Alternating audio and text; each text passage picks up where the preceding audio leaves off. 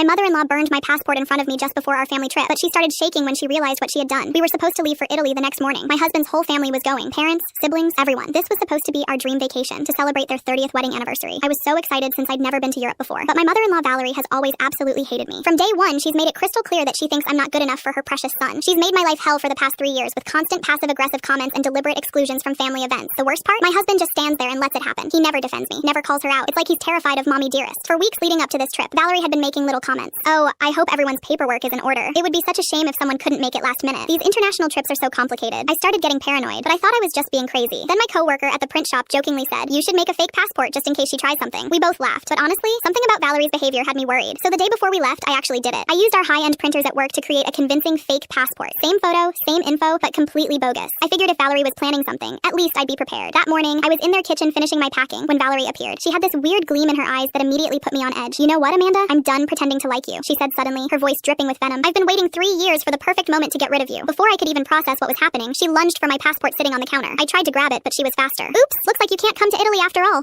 she said with the most evil smirk I'd ever seen. She pulled out her kitchen lighter and set the passport on fire right there in the sink. I watched it burn completely to ash while she stood there looking absolutely triumphant. "Guess you'll have to stay home while we have the time of our lives in Rome," she taunted. That's when I started laughing. Full-on, belly-deep laughter that probably made me look completely unhinged. Valerie's smug expression faltered. "What's so funny?" she demanded. "Valerie, that wasn't my real passport," I said, still giggling as I pulled my actual passport from my back pocket. "That was a fake one I made at work yesterday." Her face went from confusion to pure white terror in about 2 seconds. "What do you mean fake? I work at a commercial print shop. We have professional-grade equipment. I suspected you'd pull something like this, so I made a decoy. But here's the really fun part, Valerie." I pointed to my phone that had been innocently recording on the counter the whole time. "You just committed a federal crime on camera. Destroying what you believed was an official government document is a felony. The fact that it was fake doesn't matter. Your intent was to destroy a real passport." Valerie started physically shaking. Her hands were trembling so badly she could barely speak. "You can't. I didn't know. Please don't." "Oh, but wait, there's more," I continued, feeling absolutely giddy with satisfaction. Guess who else was in on this little plan? Right on cue, my husband walked into the kitchen. "Did you do it, Mom? Did you get rid of her?" He stopped dead when he saw my phone recording and me holding my real passport. "Honey, meet your co-conspirator," I said sweetly. "Turns out your precious son was planning to leave me stranded while you all lived it up in Italy. Unfortunately for both of you, conspiracy to prevent international travel is also a crime." My husband's face went ashen. Valerie started crying and begging me not to call the police. "Please, Amanda, we can work this out. We'll pay for your ticket.